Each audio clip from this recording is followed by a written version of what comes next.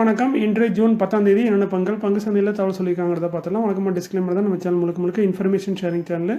தமிழில் சொன்னால் ஒரு தகவல் பரிமாற்றம், சொல்கிறது எல்லாமே தவறுகளும் இருக்க வாய்ப்பு இருக்குது. கண்டிப்பாக கிராஸ் வெரிஃபை பண்ணுங்கள். Data mistake, copy paste mistake இருக்க வாய்ப்பு இருக்குது. கிராஸ் வெரிஃபை பண்ணுறது ரொம்ப நல்லது. அதுமாதிரி செபி ஸ்டாட்டிஸ்ட் அட்வைஸ் கேட்டுக்கோங்க. நான் செபி ஸ்டாட்டிஸ் இல்லை, நானும் உங்களையுமே ஒரு சாதாரண இன்வெஸ்டர்.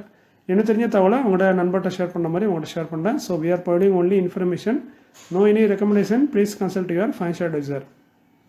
இன்றைக்கி வீடியோ ரொம்ப சின்ன வீடியோ தான். ஃபஸ்ட்டு நம்ம பார்க்கக்கூடிய ஸ்பேக்கிங் லிமிடெட் ₹6.75 கரண்ட் பேஜ் 1:2 ஸ்பிட் அனௌன்ஸ் பண்ணியிருக்காங்க. ஃபேஸில் 2 இருக்கதை ஒன்றா மாற்றுறாங்க. ஒரு ஸ்டாக் 2 ஸ்டாக்காக ஸ்பிட் ஆகும். ப்ரைஸும் அட்ஜஸ்ட் ஆகும். செக்டார் வந்து அதர் இண்டஸ்ட்ரியல் ப்ராடக்ட்டில் இருக்காங்க. ஸ்பேக்கிங் Bharat defence and space technology limited ₹1624 current பேஜ். இவங்க 1:2 ஸ்பிட் அனௌன்ஸ் பண்ணியிருக்காங்க. ஃபேஸில் 10 இருக்கதை இவங்க 5 மாற்றுறாங்க. ஒரு ஸ்டாக் 2 ஸ்டாக் ஆகும். ப்ரைஸும் அட்ஜஸ்ட் ஆகும். ரெக்கார்ட் வந்து 4 ஜூலை 2025. செக்டார் வந்து aerospace and defence. GTV engineering limited ₹1140 current price 1:5 split announce பண்ணியிருக்காங்க. அது ப்ளஸ் போனஸ் அனௌன்ஸ் பண்ணியிருக்காங்க 2:1. ஒரு ஸ்டாக்கு 5 ஸ்டாக்காக ஸ்பிட் ஆகும். அதேமாதிரி ஒரு ஸ்டாக்குக்கு 2 ஸ்டாக் போனஸும் கிடைக்கும். ஃபேஸ் வேல்யூ 10 இருக்கதை 2 மாற்றுறாங்க. ஒரு ஸ்டாக் 5 ஸ்டாக்காக ஸ்பிட் ஆகும். 5 ஸ்டாக்கு 10 ஸ்டாக் போனஸுங்கிற மாதிரி ஆயிரும். ஸோ ஒரு ஸ்டாக்குக்கு 2 ஸ்டாக் போனஸாக தராங்க. எல்லாமே ப்ரைஸ் அட்ஜஸ்ட்மெண்ட் நடக்கும். செக்டார் வந்து இண்டஸ்ட்ரியல் ப்ராடக்ட்டில் இருக்காங்க. GTV engineering limited. அதுமாதிரி ரெக்கார்டட் எக்ஸ்டேட் வந்து இன்னும் அனௌன்ஸ் பண்ணல. கூடிய விரைவில் அனௌன்ஸ் பண்ணுவாங்க கம்பெனி. அடுத்து பார்க்குறது upcoming board meeting may consider, முடிவெடுக்க வாய்ப்பு இருக்காத சொல்கிறாங்க. ஒரே ஒரு கம்பெனி தான், ரயில்டெல் கார்பரேஷன் ஆஃப் இந்தியா. ₹449 கேன் பேஸ் 15 ஜூனில் போர்டு மீட்டிங் வச்சுருக்காங்க. டிவிடன் கொடுத்து முடிவெடுப்புன்னு சொல்கிறாங்க. செக்டார் வந்து அதர் டெலிகாம் சர்வீஸில் இருக்காங்க. இந்த வருஷம் ஆல்ரெடி ஏப்ரலில் ₹1 தந்திருக்காங்க. ஸோ மேற்கொண்டு ₹1 தரதுக்கான வாய்ப்புகள் இருக்குது ரயில்டெல் கார்பரேஷன். அடுத்து பார்க்க ரைட் இஷ்யூஸ் ஈத்தோஸ் லிமிடெட் ₹2997 கேன் பேஸ். இவங்க ரைட் இஷ்யூ தராங்க. ரைட் இஷ்யூ கொண்டு வராங்க. ₹1800 ரைட் இஷ்யூ தராங்க. ரைட் இஷ்யூ ரேஷியோ பார்த்தீங்கன்னா 4:43.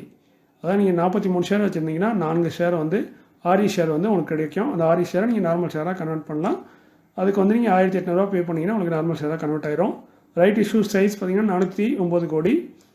22,77,250 ஷேர் வந்து ரைட் இஷ்யூவில் இவங்க இஷ்யூ பண்ண போகிறாங்க புதுசாக.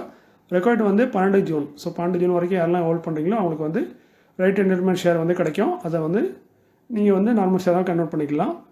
ஓப்பனிங் டேட் பார்த்தீங்கன்னா 20 ஜூனுக்கு ஓப்பன் ஆகுது. க்ளோஸ் ஆகிறது வந்து 3 ஜூலை 2025. So on market last date of on market renunciation வந்து 30 ஜூனு. ஸோ 20 ஜூன்லேருந்து 30 ஜூன் வரைக்கும் இந்த ஆரி ஷேர் வந்து ட்ரேட் ஆகிட்டு இருக்கும். நீங்கள் பை சேல் என்னென்ன பண்ணிக்கலாம். அப்ளை பண்ணதுக்கு வந்து 20 ஜூன்லேருந்து 3 ஜூலை வரைக்கும் உங்களுக்கு டைம் இருக்குது. அதுக்குள்ள நீங்கள் பேங்க்கில் போய் ஆன்லைன்லேயோ இல்லை ஆஃப்லைன்லேயோ அப்ளை பண்ணி இந்த ரைட் இஷ்யூவில் பார்ட்டிசிபேட் பண்ணி உங்கள் ஆரி ஷேராக வந்து நார்மல் ஷேராக கன்வெர்ட் பண்ணலாம். இந்த ரைட் இஷ்யூ பற்றி நிறைய பேருக்கு குழப்பமாக இருக்கும். புதுசாக நண்பர்கள் நிறைய பேர் பார்க்குறீங்கன்னு நினைக்கிறேன். அவங்களும் நான் ரைட் இஷ்யூ எப்படி அப்ளை பண்ணுன்னு கேட்குறீங்க. நம்ம சேனலில் ப்ளேலிஸ்ட்டில் இருக்குது ரைட் இஷ்யூ எப்படி அப்ளை பண்ணுறதுன்னு. அதை பாருங்கள். அது உங்களுக்கு புரிஞ்சால் நல்லது. புரியலனாலும் நீங்கள் ஆன்லைனில் தேடி பார்த்தீங்கன்னா நிறைய வெப்சைட், நிறைய சேனல்ஸ்லாம் நிறைய வீடியோ போட்டிருக்காங்க. ஸோ அதை பார்த்து இந்த ரைட் இஷ்யூ என்னங்கிறத ஒரே ஒரு தடவை தெரிஞ்சுக்கோங்க. இது வந்து நிறைய யூஸ் ஆகும். மேற்கொண்டு நீங்கள் வச்சுக்க ஸ்டாக்கில் ஃபியூச்சரில் ரைட் இஷ்யூ வந்து அவங்களுக்கு பயனாக இருக்கும். ஸோ அதனால் ரைட் இஷ்யூ அப்படிங்கிறத நம்ம ப்ளேலிஸ்ட்லேயே பாருங்கள். அப்படி இல்லைனா வேறு சேனலில் பார்த்து தெரிஞ்சுக்கோங்க. ஓப்பன் ஆகுது 20 ஜூனு, க்ளோஸ் ஆகுது 3 ஜூலை. அதேமாதிரி இன்னொரு company IFL enterprises limited ₹1.17 current price. ஒரு பெனி ஸ்டாக்கு, ரொம்ப பெனி ஸ்டாக்கு, ரொம்ப ரிஸ்கான ஸ்டாக்கு. இவங்க ரைட் இஷ்யூ தராங்க, ₹1 தராங்க. ஸோ ₹1.17 ட்ரேட் ஆகிட்டு இருக்கு. இவங்க ₹1 தராங்க. கிட்டத்தட்ட ₹17 டிஸ்கவுண்ட்டுங்கலாம். பட் இந்த ப்ரைஸ்லாம் பார்த்தீங்கன்னா டிஸ்கவுண்ட்லாம் ஆசைப்பட்டு வாங்காதீங்க. இதெல்லாம் டிஸ்கவுண்ட் கிடையாது. எல்லாத்துலேயுமே ப்ரைஸ் அட்ஜஸ்ட்மெண்ட் நடக்கும். மேற்கொண்டு நீங்கள் இந்த ஸ்டாக் கூட பார்க்கலாம். இதுவும் நல்ல டிஸ்கவுண்ட்டில் தான் தராங்க. ₹2,997 ட்ரேட் ஆகிட்டு இருக்கு. அவங்க ரைட் இஷ்யூ கொடுக்குறது ₹1,800. கிட்டத்தட்ட பார்த்தீங்கன்னா ஒரு ₹1000 கம்மியாக தான் கொடுக்குறாங்க.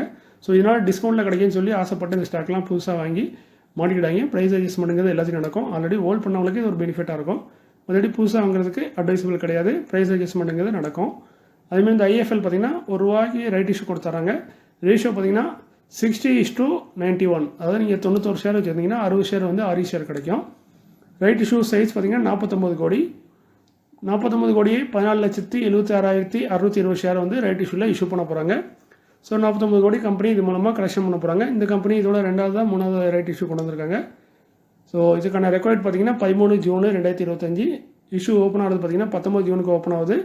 க்ளோஸ் ஆகுது 30 ஜூனுக்கு க்ளோஸ் ஆகுது. அந்த last date of on market renunciation வந்து பார்த்தீங்கன்னா 24 ஜூனு. ஸோ 19 ஜூன்லேருந்து 24 ஜூன் வரைக்கும் ஆரி ஷேர் வந்து ட்ரேட் ஆகும். அதுக்குள்ளே நம்ம பை செல் பண்ணிக்கலாம். விற்கணும் விருப்பம் இருந்தீங்கன்னா நீங்கள் 19 ஜூன்லேருந்து 24 ஜூனுக்குள்ளே எப்போனாலும் விற்றுடலாம். அப்ளை பண்ணுறதா இருந்தீங்கன்னா ரைட் இஷ்யூக்கு 30ஆம் தேதி வரைக்கும் உங்களுக்கு டைம் இருக்குது. ஸோ இந்த ரைட் இஷ்யூவில் ஒரு சின்ன ஒரு குறிப்பும் சொல்லிடுறேன். இந்த மாதிரி பென்னி ஸ்டாக் நிறைய ஸ்டாக் பார்த்தீங்கன்னா மிஸ்தான் ஃபுட்ஸு அவங்களோட ஏதோ பிரச்சனை பண்ணாங்க இந்த மாதிரி ரைட் இஷ்யூவில். அது எப்படின்னு பார்த்தீங்கன்னா அந்த ரைட் இஷ்யூ வந்து 49 கோடி கம்மியாக, அதாவது 50 கோடி குறைவாக இருந்துச்சுன்னா அது வந்து செபிட்ட அப்ரூவல் வாங்க வேண்டிய அவசியம் கிடையாது. ஸோ செபி வந்து ரொம்ப ஸ்ட்ரிக்டான ஆஃபீஸர், அவங்ககிட்ட நீங்கள் அப்ரூவல் வாங்கினா ரொம்ப கேள்வி கேட்டு தான் அப்ரூவல் கொடுப்பாங்கன்னு நினைக்கிறேன். ஸோ நிறைய கம்பெனி பார்த்தீங்கன்னா இந்த பென்னி ஸ்டாக்லாம் பார்த்தீங்கன்னா 49 கோடி 46 கோடி பெரும்பாலும் 49 கோடியை ஒட்டி தான் கொண்டு வருவாங்க. 50 கோடியை தாண்டி போக மாட்டாங்க. ஏன்னா அது 50 கோடிக்கு போனாங்கன்னா செபிட்ட போய் அப்ரூவல் வாங்கணும். இந்த 49 கோடி அப்ரூவல் வந்து பிஎஸ்சி என்எஸ்சி ரெண்டுமே கொடுத்துருவாங்க அப்ரூவல். அதுவும் பெரும்பாலும் இந்த மாதிரி பென்னி ஸ்டாக்லாம் பிஎஸ்சியில் தான் லிஸ்டடாக இருக்கும். ஸோ பிஎஸ்சி ஈஸியாக உங்களுக்கு அப்ரூவல் கொடுத்துறாங்கன்னு நினைக்கிறேன். அது என்னென்னு தெரில. ஆனால் செபி கிட்ட போகும்போது ரொம்ப ஸ்ட்ரிக்டாக இருப்பாங்க. ஸோ அந்த மாதிரி கம்பெனி இந்த மாதிரி ரைட் இஷ்யூ கொண்டு வந்து அடிக்கடி நம்ம தலையில் வந்து அதே ஸ்டாக்கை திரும்ப நம்ம தலையில் கட்டிகிட்டு இருக்காங்க. இந்த ஸ்டாக் வந்து ஏற்கனவே ஒரு ரைட் இஷ்யூ கொண்டு வந்தாங்க போன வருஷம். பணம் இல்லைன்னு சொல்லிட்டு நம்மகிட்ட வந்து கலெக்டம் பண்ணிவிட்டு நம்ம பணத்தையும் அவங்க ரொட்டேஷன் பண்ணிட்டு இருக்க மாதிரி தெரியுது. இது வந்து எல்லா ஸ்டாக்கும் சொல்ல, குறிப்பிட்ட ஸ்டாக்கில் இருக்குது. ஸோ என்றைக்குமே உங்கள் பென்னி ஸ்டாக் நீங்கள் ஒரு ஸ்டாக்கை வச்சுருக்கீங்க, அவங்க கம்பெனியில் அடிக்கடி ரைட் இஷ்யூ வருதுன்னா நீங்கள் கொஞ்சம் யோசிக்க வேண்டிய விஷயம், நீங்கள் அந்த கம்பெனியோட ஃபண்டமெண்டலாம் செக் பண்ணி பாருங்கள், நல்லா இருக்கா, ப்ராஃபிட் பண்ணுறாங்களா, என்ன பண்ணுறாங்க, ப்ரொமோட்டர் கையில் எவ்வளோ ஹோல்டிங் இருக்குன்னு. இந்த கம்பெனியோட பற்றி சொல்லணும்னா இந்த கம்பெனியோட ப்ரொமோட்டர் ஹோல்டிங் 0. அதாவது இப்போ ரைட் இஷ்யூவில் நம்ம கொடுக்க போகிற பணம் வந்து நாம தான் கொடுக்க போகிறோம், ப்ரொமோட்டர் கையிலேருந்து ₹1 வராது. ஏன்னா அவங்க கையில் வந்து ஷேரே இல்லை. ஷேர் இருக்கிறவங்க தான் இந்த ரைட் இஷ்யூவில் பார்ட்டிசிபேட் பண்ணுவாங்க. ஸோ அதனால் முழுக்க நம்ம பணத்தை தான் வாங்கி ரொட்டேஷன் பண்ணுற மாதிரி இருக்குது. ஸோ அதனால் இந்த மாதிரி பென்னி ஸ்டாக்கில் இந்த மாதிரி வந்துச்சுன்னா, நான் இந்த ஸ்டாக்குன்னு சொல்ல, பென்னி ஸ்டாக்னா அவங்க ஃபண்டமெண்டலாம் செக் பண்ணிட்டு ரைட் இஷ்யூ வருதுன்னா ரொம்ப நோட் பண்ண வேண்டிய விஷயம். 49 கோடி குறைவாக இருந்துச்சுன்னா ரொம்ப நோட் பண்ணணும். ஸோ இந்த மாதிரி பென்னி ஸ்டாக் நீங்கள் வச்சுருக்கீங்க, 49 கோடிக்கு குறைவாக ரைட் இஷ்யூ வருதுன்னா கொஞ்சம் கேர்ஃபுல்லாக ஹேண்டில் பண்ணுங்கள். ஸோ இதுதான் ஒரு சின்ன கருத்தாக இந்த விஷயத்தில் சொல்கிறேன். ஸோ ரைட் இஷ்யூங்கிறது கொஞ்சம் நம்ம பணத்தை வந்து நம்மகிட்ட கலெக்ஷன் பண்ணுறது. இப்போ நம்ம அந்த ஷேரை வச்சுருக்கோம்னா நமக்கு வந்து ஆரி ஷேர் கொடுத்துருவாங்க. அதை பை பண்ணுமா செல் பண்ணுமாங்கிறது நம்ம விருப்பம் தான். நம்மளுக்கு அது ரைட் இஷ்யூ வேண்டாம்னா நம்ம ஆரி ஷேரை செல் பண்ணலாம். ஸோ நான் சில நேரம் பிடிக்கலன்னா அப்படி தான் பண்ணுவேன், ஆரி ஷேரை வந்து செல் பண்ணிடுவேன். எனக்கு ஏற்கனவே இந்த ஸ்டாக்கை வச்சு ஏன்டா வாங்கணும்னு இருப்பேன். புதுசாக வர நீங்கள் அதே ஸ்டாக்கை கொடுத்தீங்கன்னா அது பிரச்சனை தான். அதனால் இருக்க ஸ்டாக்கை வந்து ஆரி ஷேர் வந்த உடனே விற்றுருவேன். அதில் வர அமௌண்ட்டு நம்மளுக்கு ப்ராஃபிட் மாதிரி தான். ஸோ அந்த மாதிரி பண்ணலாம் பண்ணுங்கள். இல்லைனா ரைட் இஷ்யூவில் பார்ட்டிசிபேட் பண்ணணும்னா நீங்கள் அப்ளை பண்ணி நார்மல் ஷேராக கன்வெர்ட் பண்ணுங்கள். ஸோ ரைட் இஷ்யூ பற்றி என்னென்னு தெரிஞ்சுக்கோங்க. அடுத்து நம்ம பார்க்குறது எல்லாமே order received by listed companies. Remsons industries limited 142 ரூபா கான்பேஸு 12 கோடிக்கு ஆர்டர் கிடச்சிருக்கு. கொடுத்தது premier German multi brand OEM original equipment மேனுஃபேக்சர்லேருந்து இந்த ஆர்டர் கிடச்சிருக்கு. இது ஒரு இன்டர்நேஷனல் ஆர்டர் நினைக்கிறேன். என்பிசிசி இந்தியா லிமிடெட் 125 ரூபா கான்பேஸு 50 கோடியே 54 லட்சத்துக்கான ஆர்டர். கொடுத்தது ministry of tourism. Garment Mantra lifestyle limited ₹1.79 கான்பேஸு. இது ஒரு பென்னி ஸ்டாக் தான். 1 கோடியே 19 லட்சத்துக்கான ஆர்டர் கிடச்சிருக்கு. கொடுத்தது ministry of AYUSH government of India. Inter arch building solution limited 2207 ரூபா கான்பேஸு 45 கோடிக்கான ஆர்டர் கிடச்சிருக்கு. கொடுத்தது ஆட்டோமொபைல் ஒரிஜினல் எக்யூப்மெண்ட் மேனுஃபேக்சர்னு சொல்லியிருக்காங்க, பேரை மென்ஷன் பண்ணல, அது வந்து சீக்கிரட்னு சொல்லிட்டாங்க. ஹெச்இசி இன்ஃப்ரா ப்ராஜெக்ட் லிமிடெட் 160 ரூபா கான்பேஸு 4 கோடியே 68 லட்சத்துக்கான ஆர்டர் கிடச்சிருக்கு. கொடுத்தது Ahmedabad municipal corporation. Texmaco rail engineering limited 177 ரூபா கான்பேஸு 44 கோடிக்கான ஆர்டர் கிடச்சிருக்கு. கொடுத்தது Mumbai railway Vikas corporation limited. Mumbai rail Vikas corporation limited. RITES limited 301 ரூபா கான்பேஸு. இவங்களுக்கு ஒரு இன்டர்நேஷனல் ஆர்டர் கிடச்சிருக்கு. கொடுத்தது ரிப்பப்ளிக் ஆஃப் கானா. இவங்க ஆர்டர் மதிப்பு பார்த்தீங்கன்னா டாலரில் கொடுத்துருக்காங்க. 29,08,824 US டாலருக்கான ஆர்டரு. ஸோ நல்ல ஒரு பெரிய ஆர்டர் மாதிரி தான் இருக்குது.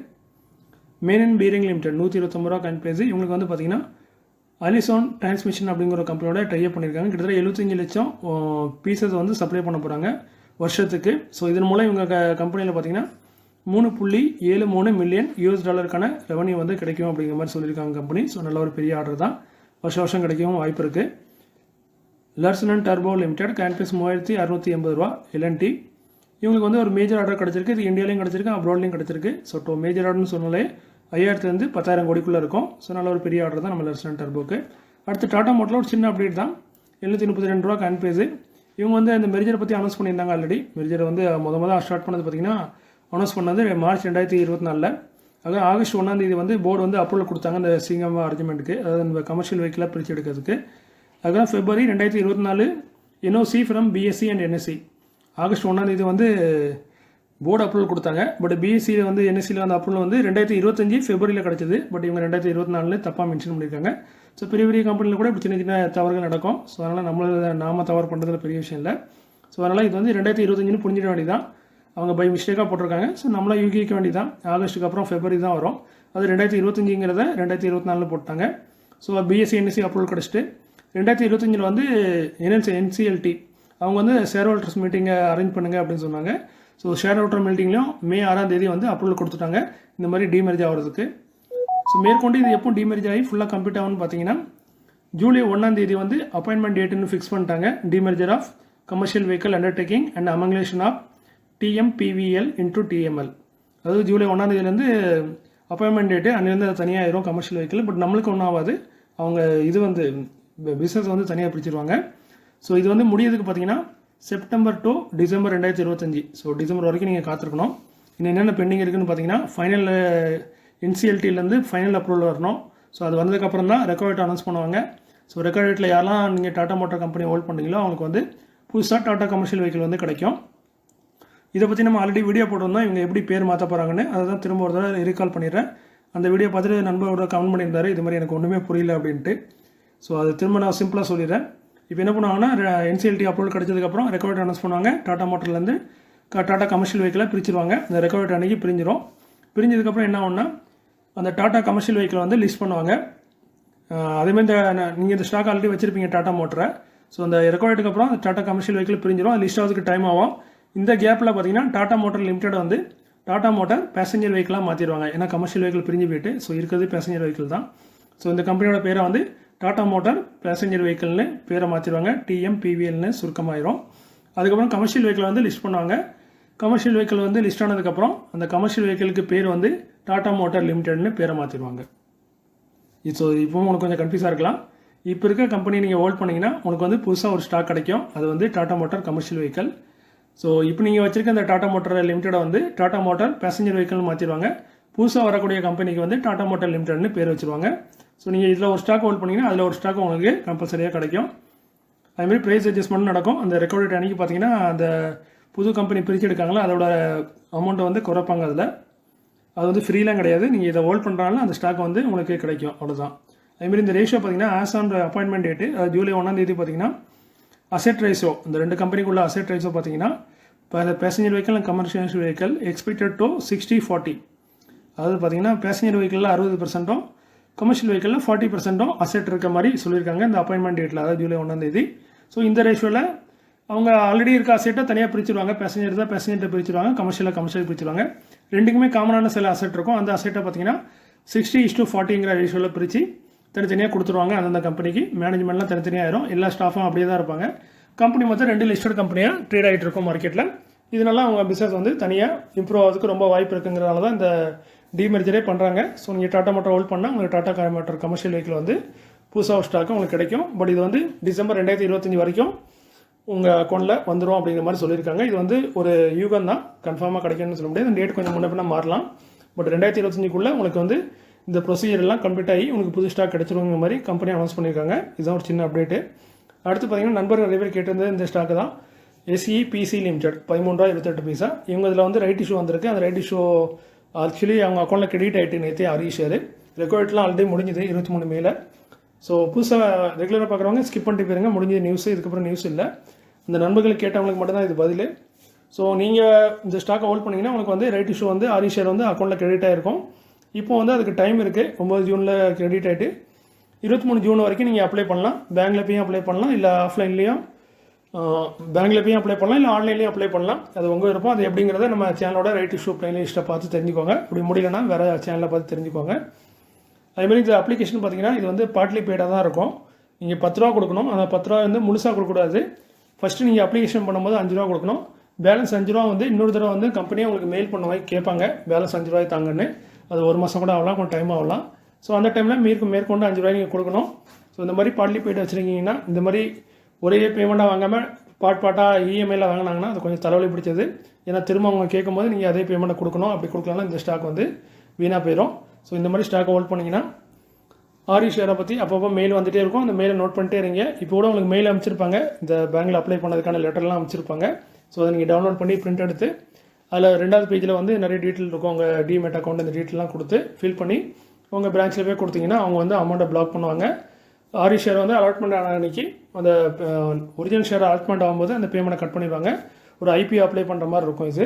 ஸோ அதை பற்றி இந்த வீடியோ பார்த்து தெரிஞ்சுக்கோங்க. ஸோ இப்போதைக்கு இந்த ஸ்டாக்கில் வந்து 2 பேமெண்ட்டாக கொடுக்கணும். ஒன்று வந்து 5 ரூபா முதல்ல கொடுக்கணும் அப்ளிகேஷன் பண்ணும்போது, மேற்கொண்டு 5 ரூபாயை வந்து ஒரு 10 நாளோ இல்லை ஒரு மாதமோ கழிச்சு கம்பெனி திரும்ப கேட்பாங்க, மெயில் பண்ணி அந்த டைமில் அந்த பேலன்ஸ் பேமெண்ட்டை கொடுக்கணும். ஸோ இந்த மாதிரி பார்ட்லி பெய்டு ஸ்டாக் வருதுன்னா கொஞ்சம் தலைவலி பிடிச்சது. ஏன்னா ரெண்டாவது கேட்கும்போது நீங்கள் கண்டிப்பாக பேமெண்ட் பண்ணலைன்னா உங்கள் ஸ்டாக் வந்து லாப்ஸ் ஆயிரும், அது வேஸ்ட்டாக போயிடும். ஸோ அதனால் தொடர்ந்து இது முடிகிற வரைக்கும் இதை ஸ்டாக்கை ஃபாலோ பண்ணிட்டே இருங்க, அப்பப்போ மெயில் செக் பண்ணிட்டே இருங்க. ஸோ இது வந்து ஓப்பன் ஆகிறது நேற்று ஓப்பன் ஆகிட்டு க்ளோஸ் ஆகிறது 23. அப்படி உங்களுக்கு ஆடியோ ஷேரில் பார்ட்டிசிபேட் பண்ண வேண்டாம், இதெல்லாம் தலைவலி பிடிச்ச வேலை, எனக்கு பண்ண முடியாது, என்ன பேங்க்லாம் போக முடியாது அப்படின்னு நினச்சிங்கன்னா 9 ஜூன்லேருந்து 17 ஜூன் வரைக்கும் இந்த ஆடியோ ஷேரை வந்து ட்ரேட் ஆகிட்டு இருக்கும். அதை நீங்கள் நார்மல் ஸ்டாக்காக எப்படி செல் பண்ணுவீங்களோ அந்த மாதிரி செல் பண்ணிவிட்டு வெளியே வந்துடுங்க. அதில் வர அமௌண்ட்டு உங்களுக்கு ப்ராஃபிட் மாதிரி தான். ஸோ ஏதாவது ஒன்று பண்ணணும், ஒன்று அப்ளை பண்ணணும், இல்லைன்னா இந்த ஆரி ஷேரை செல் பண்ணணும். ரெண்டில் ஏதாவது ஒன்று பண்ணணும். சும்மா இருந்தீங்கன்னா அது பணம் வேஸ்ட்டாக போயிடும். ஸோ அதனால் ஆரி ஷேர்னால் என்னங்கிறத தெரிஞ்சுக்கோங்க, ரைட் இஷ்யூ பார்த்து தெரிஞ்சுக்கோங்க. மீண்டும் ஒரு நல்ல காலையில் உங்களையும் சந்திக்கிறேன். இப்போதைக்கு இன்றைக்கி வீடியோ கொஞ்சம் பெரிய லென்த்தி ஆகிட்டு எனக்கு நிறைய கொஞ்சம் எக்ஸ்பிளைன் பண்ண வேண்டிய சூழ்நிலை ஆகிட்டு. ஸோ மேற்கொண்டு ஒரு நல்ல வீடியோவில் சந்திக்கிறேன். நியூஸ் ரொம்ப கம்மியாக இருக்குது, 2 நாள் 3 நாளைக்கு ஒரு தடவை நியூஸ்லாம் கனெக்ட் பண்ணி மொத்தமாக போடுறேன் உங்களுக்கு. ஸோ அது வரைக்கும் உங்களிடம் விடைபெறுகிறேன். இப்படிக்கு உங்களுக்கு ஒரு